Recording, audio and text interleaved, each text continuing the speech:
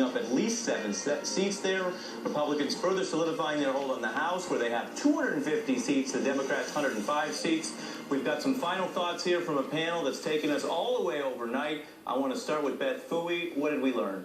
Well, I'm still very much of the opinion that Republicans don't know how to win national elections unless they're midterms, unless the voting turnout is older, whiter, more male, et cetera, et cetera. The classic Republican coalition. They've got a big problem with 2016, even though they won so well. Right. However, President Obama must have gotten a message from this election. It was a sweep. And Basil?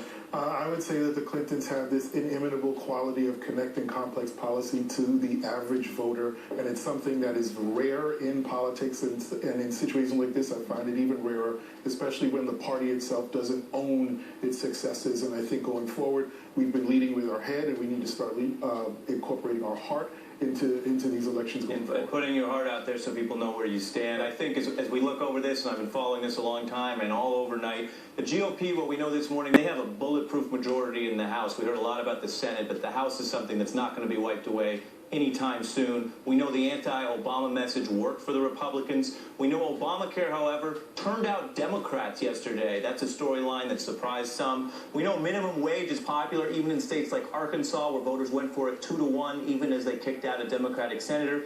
And we know something else that Beth was just saying. The electorate that turned out yesterday is not, by any historical precedent, the kind of electorate that turns out next election. We've also listened to voters here and looked at the data. They've said they are mad at the president, mad at the Congress, mad at gridlock. We have a new majority of Republicans here, but if they don't listen and address that anger, they might face another anti-incumbent wave very soon. Some thoughts from us. Thank you for sticking with us overnight in our coverage. Thank you to all of our guests, Basil, Beth, everyone else who joined us over the night. I am Ari Melber, and up next, our coverage of the Republicans' big night continues with Way Too Early. Keep it locked here on MSNBC.